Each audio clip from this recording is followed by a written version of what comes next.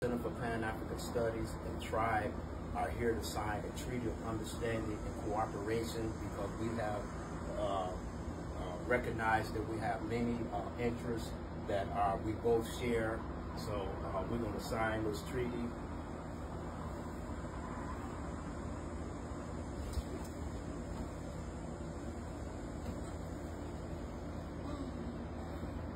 Brother Anthony, did you have anything you wanted to say? I wanted to say, on behalf of T.R.I.B.E, we are more than pleased to join with the Center of Pan-African Studies for our mutual plights and our mutual respect.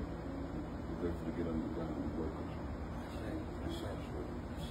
We hope that our desires for unity will affect other groups to do the same.